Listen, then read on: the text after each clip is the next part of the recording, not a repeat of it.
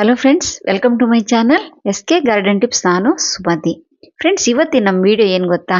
ನಿಮ್ಮ ಮನೇಲಿ ಬಿಳಿ ದಾಸವಾಳ ಇದೆಯಾ ಅಂತ ನನ್ನ ಕ್ವಶನ್. ಇದೆಯಾ ಫ್ರೆಂಡ್ಸ್ ನಿಮ್ಮ ಮನೇಲಿ? ಇರ್ದಿದ್ರು ಏನು ತುಂಬ ಬೇಜಾರು ಏನು ಮಾಡ್ಕೊಳ್ಳೋದು ಬೇಕಾಗಿಲ್ಲ.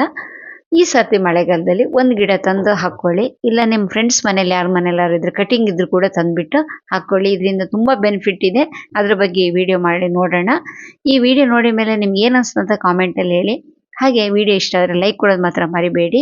ಓಕೆ, ಈಗ ನಾವು ಫಸ್ಟು ಕೆಂಪು ದಾಸವಾಳ ನೋಡೋಣ. ಈ ಕೆಂಪು ದಾಸವಾಳದ ಯೂಸಸ್ಸು ತುಂಬ ಜನರಿಗೆ ಗೊತ್ತಿರುತ್ತೆ, ಅದೇ ನಾನು ಹೊಸದಾಗಿ ಹೇಳಬೇಕಾಗಿಲ್ಲ. ಈ ದಾಸವಾಳದಿಂದ ಟೀ ಮಾಡ್ತಾರೆ, ಟೀ ಥರದ್ದು ಕಷಾಯ ಥರ ಮಾಡ್ತಾರೆ, ತುಂಬ ಒಳ್ಳೆಯದು.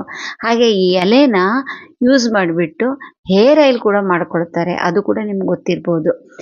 ಈ ಎಲೆನ ಕೆಂಪು ದಾಸವಾಳದ ಎಲೆನ ಒಣಗಿಸ್ಬಿಟ್ಟು ಕುಟ್ಟಿ ಪುಡಿ ಮಾಡಿ ಎಣ್ಣೆ ಜೊತೆ ಮಿಕ್ಸ್ ಮಾಡಿ ಕುದಿಸಿ ಇಟ್ಕೊಂಡ್ರೆ ತುಂಬ ಚೆನ್ನಾಗಿ ತಲೆ ಕೂದಲು ಬರುತ್ತೆ. ಹಾಗೆ ಕೆಂಪು ದಾಸವಾಳದ ಚಟ್ನಿ ಕೂಡ ಮಾಡುತ್ತಾರೆ, ತುಂಬ ಚೆನ್ನಾಗಿರುತ್ತಂತೆ. ನಾನಂತೂ ಇವತ್ತಿನ ತನಕ ಮಾಡಲಿಲ್ಲ, ನನ್ನ ಫ್ರೆಂಡ್ಸ್ ಎಲ್ಲ ಇಲ್ಲಿದ್ದವರು ತೆಲುಗು ಫ್ರೆಂಡ್ ಮಾಡಿದ್ದಾರೆ, ತುಂಬ ಚೆನ್ನಾಗಿರುತ್ತೆ ಅಂತ ಹೇಳಿದ್ದಾರೆ ಅವರು. ನೀವು ಬೇಕಾದ್ರೆ ಟ್ರೈ ಮಾಡಿ. ಮಾಮೂಲಿ ಬೇರೆ ಥರದ ಚಟ್ನಿ ಮಾಡ್ತೀವಲ್ಲ, ಅದ್ರ ಬದಲಿಗೆ ಕೆಂಪು ದಾಸವಾಳ ಇದ್ರೆ ಹಾಕಿ. ಆದರೆ ಹೈಬ್ರಿಡ್ ಮಾತ್ರ ಹಾಕೋಕೆ ಹೋಗಬೇಡಿ ಯಾವುದೇ ಕಾರಣಕ್ಕೂ. ಈ ಥರ ನಾಟಿರಾಗ ನಮ್ಮದು ಜವಾರಿ ಇರುತ್ತಲ್ಲ, ಅಂದರೆ ಊರ ಸೈಡಲ್ಲಿ ಫಸ್ಟಿಂದ ಅಜ್ಜ ಅಜ್ಜಿ ಕಾಲದಿಂದ ಬಂದಂಥ ದಾಸವಾಳ ಗಿಡದ ಬಗ್ಗೆ ಮಾತ್ರ ನಾನು ಈ ವಿಡಿಯೋದಲ್ಲಿ ಮಾಹಿತಿ ಕೊಡ್ತೀನಿ, ಓಕೆನಾ? ಹಾಗೆ ಕೆಂಪು ದಾಸವಾಳದ ಬಗ್ಗೆ ಚಟ್ನಿ, ಕಷಾಯ ಅಥವಾ ಹೇರ್ ಆಯಿಲ್ ಬಗ್ಗೆ ನೋಡಿದೆ. ಈಗ ಬಿಳಿ ದಾಸವಾಳಕ್ಕೆ ಬರೋಣ. ಈ ಬಿಳಿ ದಾಸವಾಳದಲ್ಲಿ 100% ನಮಗೆ ಆರೋಗ್ಯದ ಒಂದು ರಹಸ್ಯನೇ ಇದ್ರಲ್ಲಿ ಅಡಗಿದೆ ಅಂತ ಹೇಳ್ಬೋದು. ಅಂದರೆ ತಲೆಯಿಂದ ಕಾಲು ತನಕನೂ ಇದು ಯೂಸ್ ಆಗುತ್ತೆ. ಹೇಗೆ ಅಂತ ಹೇಳ್ತೀನಿ ನೋಡಿ. ಈಗ ಇದು ಎಲೆ ನೋಡಿ ನೀವು ಫಸ್ಟು. ಈ ಎಲೆ ನಿಮಗೆ ಬಿಳಿ ದಾಸವಾಳದ ಎಲೆ ಅಂತ ಸಪ್ರೇಟಾಗಿ ಕಂಡುಹಿಡಿಯೋದು ಹೊಸಬರಿಗೆ ತುಂಬ ಕಷ್ಟ. ಯಾಕಂತ ಹೇಳಿದ್ರೆ ಇದೇ ಎಲೆ ಥರದ್ದು ಬೇರೆ ದಾಸವಾಳ ಕೂಡ ಇರುತ್ತೆ, ಅದನ್ನು ಕೂಡ ನಾನು ಹೇಳ್ತೀನಿ ನಿಮಗೆ. ಈಗ ಈ ಬಿಳಿ ದಾಸವಾಳದ್ದು ಎಲೆ ಇರುತ್ತೆ ನೋಡಿ, ಎಲೆ ಇದನ್ನ ನೀರಲ್ಲಿ ಒಂದು ಸ್ವಲ್ಪ ನೀರಲ್ಲಿ ಹಾಕಿ ಕಿವುಚಿ ಅದೊಂಥರ ನೋಳಿ ಬರುತ್ತೆ. ಒಂದು ಸ್ವಲ್ಪ ಏನಂತಾರೆ ಅದಕ್ಕೆ, ನಿಮ್ಮ ಕಡೆ ಏನಂತಾರೋ ಗೊತ್ತಿಲ್ಲ, ನಮ್ಮ ಕುಂದಾಪುರ ಕಡೆ ಅಂತ ನೋಳಿ ಬರುತ್ತೆ ಅಂತ ಹೇಳ್ತೀವಿ. ಆ ಥರ ಬರುತ್ತಲ್ಲ, ಅದನ್ನ ತಲೆಗೆ ಹಾಕೊಂಡ್ಬಿಟ್ಟು ನೆತ್ತಿಗೆ ಹಾಕಿ ಒಂದು ಅರ್ಧ ಗಂಟೆ ಬಿಟ್ಟು ತಲೆ ಸ್ನಾನ ಮಾಡ್ತಾ ಇದ್ರೆ ಕಣ್ಣಿಗೆ ತುಂಬ ತಂಪು. ನಮ್ಮ ಅಜ್ಜಿ ಅದೇ ಮಾಡ್ತಿದ್ರು. ಅವರು 120 ವರ್ಷ ತನಕ ಬದುಕಿದ್ರು ನಮ್ಮ ಅಜ್ಜಿ. ಅವ್ರು ಮಾಮೂಲಿ ಸೋಪ್ ಕೂಡ ಹಾಕ್ತಿದ್ದಿರಲಿಲ್ಲ ತಲೆಗೆ. ಪ್ರತಿ ಸರ್ತಿ ತಲೆ ಸ್ನಾನ ಮಾಡಬೇಕಿದ್ರೆ ಈ ದಾಸವಾಳದ ಎಲೆನ ಒಂದು ಸ್ವಲ್ಪ ನೀರಲ್ಲಿ ಕಿವುಚ್ಬಿಟ್ಟು ತಲೆಗೆ ಹಾಕ್ಕೊಂಡು 1 ಗಂಟೆ 2 ಗಂಟೆ ಬಿಟ್ಟು ಸ್ನಾನ ಮಾಡ್ತಾ ಇದ್ರು. ಅವರಿಗಂತೂ ಕನ್ನಡಕದ ಪ್ರಾಬ್ಲಮ್ಮೇ ಇರಲಿಲ್ಲ. ಒಂದು ಸಾಯೋದು 2 ವರ್ಷದ ಮುಂಚೆ ತನಕನೂ, ಅಂದರೆ ಒಂದು 116-17 ವರ್ಷದ ತನಕನೂ ಅವರಿಗೆ ಕಣ್ಣಿಂದ ಪ್ರಾಬ್ಲಮ್ ಅಂತೂ ಇರಲೇ ಇಲ್ಲ. ತುಂಬ ಚೆನ್ನಾಗಿ. ಈಗ ನಮಗೆಲ್ಲ 30-35 ವರ್ಷಕ್ಕೆ ಕನ್ನಡಕ ಬರ್ತಾ ಇದೆ. ಈಗಂತೂ ಹುಟ್ಟಿದ ಮಕ್ಳಿಗೆ ಕೂಡ ಕನ್ನಡಕ ಹಾಕೊಳ್ಳೋ ಕಾಲ ಬಂದಿದೆ. ಅಂದ್ರೆ ಕಣ್ಣನ್ನ ಸ್ವಲ್ಪ ಕಾಪಾಡ್ಕೊಳ್ಬೇಕು ಅಂತ ಹೇಳಿದರೆ ಈ ಬಿಳಿ ದಾಸವಾಳದ ಎಲೆ ತಲೆಗೆ ಹಾಕೊಂಡು ಸ್ನಾನ ಮಾಡಿ. ಇದರಿಂದ ಇನ್ನೊಂದು ಬೆನಿಫಿಟ್ ಏನಂದ್ರೆ ತಲೆ ಕೂದಲು ಒಳ್ಳೆ ರೇಷ್ಮೆ ಕೂದಲು ತರ, ರೇಷ್ಮೆ ಇದು ಬಟ್ಟೆ ಇರುತ್ತಲ್ಲ ಆ ತರ ರೇಷ್ಮೆ ಕೂದಲು ತರ ಆಗುತ್ತೆ ನಿಮ್ಗೆ. ಅಷ್ಟು ಶೈನಿಂಗ್ ಇರುತ್ತೆ, ಅಷ್ಟು ಚೆನ್ನಾಗಿರುತ್ತೆ, ತುಂಬಾ ಚೆನ್ನಾಗಿ ಬೆಳೀತೆ. ನಿಮ್ಮ ಮನೇಲಿ ಹೆಣ್ಮಕ್ಳಿದ್ರೆ ಅವ್ರ ತಲೆಗೆ ಹಾಕ್ತಾ ಬನ್ನಿ ವಾರಕ್ಕೊಂದ್ಸರ್ತಿ. ಇದ್ರ ಸೊಪ್ಪನ್ನ ಸ್ವಲ್ಪ ಕಿವುಚ್ಬಿಟ್ಟು ನೀರಲ್ಲಿ ಕಿವುಚಿ ಅದನ್ನ ಸ್ವಲ್ಪ ಸೋಸ್ಕೊಳ್ಳಿ ಬೇಕಿದ್ರೆ. ಆಮೇಲೆ ತಲೆಗೆ ಹಚ್ಚಿ ಸ್ನಾನ ಮಾಡಿಸಿ, ತುಂಬಾ ಚೆನ್ನಾಗಿರುತ್ತೆ, ಓಕೆನಾ? ಈಗ ಇನ್ನೊಂದು ಬೆನಿಫಿಟ್ ಹೇಳ್ತೀನಿ ನಾನು ನಿಮಗೆ. ಇದ್ರ ಎಲೆ ಇರುತ್ತೆ ನೋಡಿ, ಚಿಗುರಿ ಎಲೆ ಇರುತ್ತಲ್ಲ, ಇದನ್ನ ಇಡ್ಲಿ ಜೊತೆ ಹಾಕ್ಕೊಬೋದು. ಗೊತ್ತಾ ನಿಮ್ಗೆ? ಎಷ್ಟು ಜನರಿಗೆ ಗೊತ್ತಿದೆ? ಹಳ್ಳಿ ಕಡೆ ಇದ್ದವರಿಗೆ ಗೊತ್ತಿರ್ಬೋದು, ಅಂದ್ರೆ ಒಂದು 30-40 ಇಯರ್ಸ್ ಮುಂಚಿದ್ದವ್ರಿಗೆ ಗೊತ್ತಿರ್ಬೋದು ಅನ್ಕೊಳ್ತೀನಿ. ಈಗಿನ ಮಕ್ಳಿಗಂತೂ ಗೊತ್ತಿಲ್ಲ ಬಿಡಿ.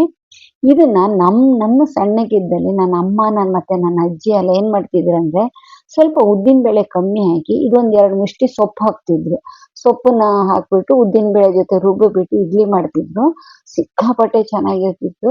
ಅಂದ್ರೆ ಅದು ಮೈಗೆ ತಂಪು ಅಂತ ಯಾವಾಗ್ಲೂ 15-20 ದಿವಸಕ್ಕೊಂದ್ಸತಿ ಮಾಡ್ಕೊಡ್ತಿದ್ರು. ಇನ್ನೊಂದು ಪ್ರಾಬ್ಲಮ್ ಕೆಲವರಿಗೆ ಇರುತ್ತೆ, ಏನಂತ ಹೇಳಿದ್ರೆ ಮೋಷನ್ಸ್ ಪ್ರಾಬ್ಲಮ್ ಇರುತ್ತೆ. 2-3 ದಿವಸ ಒಂದ್ಸತಿ ಹೋಗ್ತಾ ಇರ್ತಾರಲ್ಲ, ಅಂಥವ್ರಿಗೆ ಇದನ್ನ ಆವಾಗವಾಗ ಮಾಡ್ಕೊಡ್ತಾ ಇರಿ, ತುಂಬಾ ಒಳ್ಳೇದು. ಇನ್ನೊಂದು ಏನಂದ್ರೆ, ನಾನು ಈ ಮಧ್ಯ ಗೂಗಲಲ್ಲಿ ನೋಡಿದವಾಗ ಕ್ಯಾನ್ಸರ್ ಬಾರ್ದಿದ್ದಂಗೆ ಕೂಡ ಇದು ತಡೆಯೋ ಶಕ್ತಿ ಇದ್ರಲ್ಲಿ ಇದೆಯಂತೆ, ಈ ದಾಸವಾಳದಲ್ಲಿ. ಅದು ಯಾವ ತರ ಯೂಸ್ ಮಾಡ್ತಾರಂತ ನಂಗಂತೂ ಗೊತ್ತಿಲ್ಲ, ಅಂತೂ ಗೂಗಲಲ್ಲಿ ನೋಡಿದೀನಿ ಅಷ್ಟೇ ನಾನು. ಅದು ನಮ್ಮ ಅಜ್ಜಿಗೆಲ್ಲ ಇದು ಗೊತ್ತಿರ್ಲಿಕ್ಕಿಲ್ಲ ಬಿಡಿ, ಅವ್ರಿಗೇನು ತಂಪಂತ ಮಾತ್ರ ಮಾಡ್ತಿದ್ರು ಅವರು. ಹಾಗೆ ಇದರಲ್ಲಿ ದೋಸೆ ಕೂಡ ಮಾಡ್ಬೋದು. ಇನ್ನು ರುಚಿ ಬಗ್ಗೆ ನೀವು ಕೇಳೋದಾದ್ರೆ ಫ್ರೆಂಡ್ಸ್, ಸ್ವಲ್ಪ ಹಸಿರು ವಾಸನೆ ಬರೋದು ಗ್ಯಾರಂಟಿ. ಯಾಕಂತ ಹೇಳಿದ್ರೆ ಯಾವಾಗಲೇ ಆಗಲಿ ನಮ್ಮ ಮೈಗೆ ಒಳ್ಳೇದಿದ್ದು ಕಣ್ಣಿಗಾಗ್ಲಿ ಅಥವಾ ನಮ್ಮ ನಾಲಿಗೆಗಾಗ್ಲಿ ರುಚಿ ಇರಲ್ಲ. ಈಗ ಹಾಗಲಕಾಯಿ ನೋಡಿ, ಹಾಗಲಕಾಯಿ ತಿಂದ್ರೆ ಒಳ್ಳೇದಂತ ಎಲ್ಲರಿಗೂ ಗೊತ್ತು, ಆದ್ರೆ ತಿನ್ನಕ್ ಮಾತ್ರ ಹಿಂಗ್ ಕೈ ಇರುತ್ತಲ್ವಾ. ಅದೇ ತರನೇ ನಮ್ಮ ಮೈಗೆ ಬೇಕು ಅಂತಿದ್ದಾಗ ಸ್ವಲ್ಪ ಕಣ್ಣು ಮುಚ್ಕೊಂಡು ತಿನ್ಲೇಬೇಕಾಗುತ್ತೆ. ಇನ್ನೊಂದು ಫೈಲ್ಸ್ ಪ್ರಾಬ್ಲಮ್ ಇರುತ್ತೆ ನೋಡಿ, ಕೆಲವರಿಗೆಲ್ಲ ಬ್ಲಡ್ ಬರ್ತಾ ಇರತ್ತಲ್ಲ ಮೋಷನ್ ನಲ್ಲಿ, ಅಂಥವ್ರಿಗೆ ಕೂಡ ಯೂಸ್ ಆಗುತ್ತೆ. ವಾರಕ್ಕೆ 2-3 ಸರ್ತಿ ಮಾಡ್ಕೊಡಿ, ಇಡ್ಲಿ ತರ ಮಾಡ್ಕೊಡಿ, ಇಲ್ಲ ದೋಸೆ ಹಿಟ್ಟಿನ ಜೊತೆ ಹಾಕೊಡಿ, ತುಂಬಾ ಚೆನ್ನಾಗಿರುತ್ತೆ. ಇನ್ನೊಂದು ಹೇರ್ ಆಯಿಲ್ ಅಲ್ಲಿ ಕೂಡ ಇದು ತುಂಬಾ ಚೆನ್ನಾಗಿ ಕೆಲಸ ಮಾಡುತ್ತೆ. ಕೆಂಪು ದಾಸವಾಳದ ಎಲೆ ಮಾತ್ರ ಯೂಸ್ ಮಾಡ್ತಾರೆ ತುಂಬಾ ಜನ ಗೊತ್ತಿದ್ದವರು, ಆದ್ರೆ ನಿಮ್ಗೆ ಈ ಬಿಳಿ ದಾಸವಾಳದ ಎಲೆ ಕೂಡ ಹೇರ್ ಆಯಿಲ್ ಅಲ್ಲಿ ಯೂಸ್ ಮಾಡ್ಕೊಬಹುದು. ಇನ್ನೊಂದು ಹೇಳ್ತೀನಿ ನಿಮ್ಗೆ, ಕೆಲವರಿಗೆ ತಲೆಯಲ್ಲಿ ಅಲ್ಲಲ್ಲಲ್ಲಿ ಸ್ವಲ್ಪ ಪ್ಯಾಚ್ ತರ ತಲೆ ಕೂದಲು ಉದುರಿ ಹೋಗ್ತಾ ಇರುತ್ತೆ. ಈ ಗಂಡಸರಿಗಾಗ್ಲಿ ಹೆಂಗಸರಿಗಾಗ್ಲಿ ಮಕ್ಕಳಿಗಾಗ್ಲಿ ಅಂಥವರಿಗೆ ಇನ್ನೊಂದು, ಗಂಡಸರಿಗೆ ಗಡ್ಡ ಇರುತ್ತೆ ನೋಡಿ, ಅಲ್ಲಿ ಕೂಡ ಅಲ್ಲಲ್ಲ ಕೆಲವು ಕಡೆ ಕೂದಲೇ ಬಂದಿರಲ್ಲ, ಅಂದ್ರೆ ಗಡ್ಡನೇ ಬಂದಿರಲ್ಲ, ನೋಡಕ್ ಒಂದ್ ಸ್ವಲ್ಪ ಅಸಹ್ಯವಾಗಿರುತ್ತೆ. ತುಂಬಾ ಔಷಧಿ ಎಲ್ಲ ಮಾಡ್ತಾ ಇರ್ತಾರೆ. ಅದನ್ನ ನಾನು ನಿಮ್ಗೆ ಇವತ್ತೊಂದು ಮನೆ ಮದ್ದು ಹೇಳ್ಕೊಡ್ತೀನಿ ನೋಡಿ. ಸ್ವಲ್ಪ ತೆಂಗಿನ ಎಣ್ಣೆ ತಗೊಳ್ಳಿ, ಒಂದು ಅರ್ಧ ಲೋಟದಷ್ಟು. ಈ ಬಿಳಿ ದಾಸವಾಳದ ಎಲೆ ಎಸ್ಲಿರುತ್ತಲ್ಲ, ಹೂವಿನ ಎಸ್ಲು, ಅದನ್ನ ಮಾತ್ರ ಹಾಕಿ. ಅದ್ರ ಕೇಸರಿ ಎಲ್ಲ ಹಾಕಕ್ ಹೋಗ್ಬೇಡಿ, ಮತ್ತೆ ಅದ್ರದ್ದು ಚುಟ್ಟನ್ನೆಲ್ಲ ಹಾಕಕ್ ಹೋಗ್ಬೇಡಿ, ಅಂದ್ರೆ ತುಂಬ ಅಂತಾರ ನೋಡಿ, ಅದನ್ನೆಲ್ಲ ಹಾಕಕ್ ಹೋಗ್ಬೇಡಿ. ಬರೇ ಎಲೆ ಇದು ಹೂವಿನ ಎಸ್ಲು ಮಾತ್ರ ಹಾಕ್ಬಿಟ್ಟು ಕುದಿಸಿ, ಒಂದು 5-10 ನಿಮಿಷ ಸಣ್ಣ ಉರಿಲಿ ಕುದಿಸಿ, ಅದನ್ನ ತೆಗೆದಿಟ್ಕೊಳ್ಳಿ.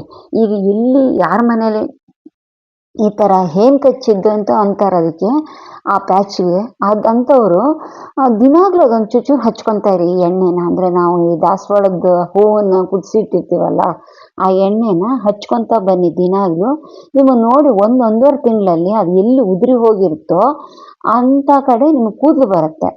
ನೀವು ಇನ್ನೊಂದು ಕ್ವಶನ್ ಬಂದಿರ್ಬೋದು, ಅಕ್ಕ ನಮ್ಮ ಮನೇಲಿ ಬೋಳ್ನೆತ್ತಿಯವರು ಇದ್ದಾರೆ, ಅವ್ರಿಗೆ ಹಚ್ಚಿರ್ ಬರುತ್ತಾ ಅಂತ. ಖಂಡಿತ ಬರಲ್ಲ. ಬೋಳ್ನೆತ್ತಿಯವರಿಗೆ ಬರಲ್ಲ, ಕೆಲ್ಸಕ್ಕೆ ಬರಲ್ಲ. ತಲೆ ಕೂದಲು ಉದುರಿದವ್ರಿಗೆ ಬರಲ್ಲ, ಅಂದ್ರೆ ನೆತ್ತಿ ಮೇಲೆಲ್ಲ ಉದುರೋಗಿರುತ್ತಲ್ಲ ಅಂಥವ್ರಿಗೆ ಬರಲ್ಲ.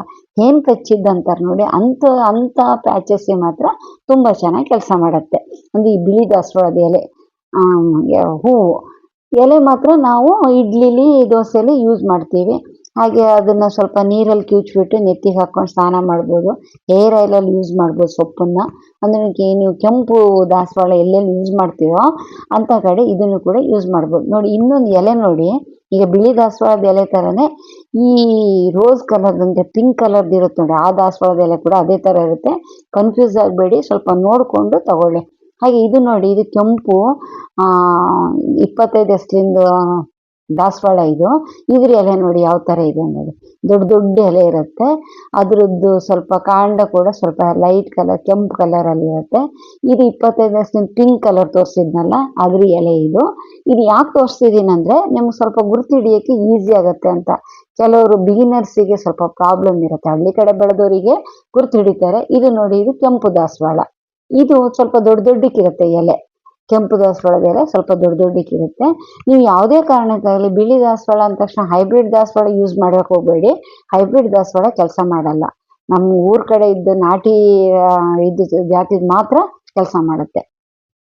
ಈ ದಾಸವಾಳ ನೋಡಿ, ಇದು ಗಂಧದ ಕಲರ್, ಮಧ್ಯದಾಗ ಒಂದ್ ಸ್ವಲ್ಪ ಬ್ರಷ್ ಮಾಡಿ ಒಳ್ಳೆ ಕಲರಲ್ಲಿ ಹಾಕಿ ಇಟ್ಟಂಗಿರುತ್ತೆ. ಇದ್ರ ಎಲೆ ಸ್ವಲ್ಪ ಡಿಫ್ರೆಂಟ್ ಆಗಿರುತ್ತೆ ನೋಡಿ. ಈ ಕೆಂಪು ದಾಸವಾಳದ ಎಲೆ ತರನೇ ಇರುತ್ತೆ. ಇದ್ರದ್ದೆಲ್ಲ ಕೆಲಸಗಳು ಬೇರೆ ಬೇರೆ ತರ ಇರುತ್ತೆ. ಅಂದ್ರೆ ಇವೆಲ್ಲ ತಿಂತಾರೇನೋ ನನಗಂತೂ ಗೊತ್ತಿಲ್ಲ. ನನಗ್ ಗೊತ್ತಿದ ಮಟ್ಟಿಗೆ ಬಿಳಿ ದಾಸವಾಳದ ಎಲೆ ಮಾತ್ರ ತಿನ್ನೋದು ನನ್ಗೆ ಗೊತ್ತು. ಈ ಕೆಂಪು ದಾಸವಾಳದಾಗ್ಲಿ ಅಥವಾ ಬೇರೆ ಪಿಂಕ್ ದಾಸವಾಳದಾಗ್ಲಿ ಇಂಥದ್ದೆಲ್ಲ ನಮ್ಮ ಮನೇಲಿ ತಿನ್ನಕ್ ಹೋಗ್ತಿದ್ದಿಲ್ಲ. ನೀವು ಪ್ರಯೋಗ ಅಂತೂ ಮಾಡಕ್ ಹೋಗ್ಬೇಡಿ. ಬಿಳಿ ದಾಸವಾಳ ಮಾತ್ರ 100% ಯೂಸ್ ಮಾಡ್ಬೋದು. ಇದು ನನಗೆ ಗೊತ್ತಿ ಟಿಪ್ ಹೇಳಿದ್ದೀನಿ. ನಿಮ್ಗೆ ಏನನ್ಸ್ತಂತ ನಂಗೆ ಹೇಳಿ. ಒಂದ್ ವೇಳೆ ನೀವು ಸಬ್ಸ್ಕ್ರೈಬ್ ಮಾಡ್ಕೊಳ್ಳಾರ್ದೆ ಸಬ್ಸ್ಕ್ರೈಬ್ ಮಾಡ್ಕೊಂಡು ಆಮೇಲೆ ವಿಡಿಯೋಗಳು ನೋಡಿ. ಇದರಿಂದ ನಾನು ಹಳೆ ವಿಡಿಯೋಗಳಾಗಲಿ ಬರೋ ವಿಡಿಯೋಗಳಾಗಲಿ ನೀವು ನೋಡ್ಬೋದು. ಇಷ್ಟು ಒಳ್ಳೆ ಒಂದು ವಿಡಿಯೋದಲ್ಲಿ ನೆಕ್ಸ್ಟ್ ಬರ್ತೀನಿ. ಅಲ್ಲಿ ತನಕ ನಿಮ್ಮ ಗಾರ್ಡನ್ನು ಗಿಡಗಳು ಎಲ್ಲ ಜಾಗ್ರತೆ. ಬಾಯ್ ಬಾಯ್, ಟೇಕ್ ಕೇರ್.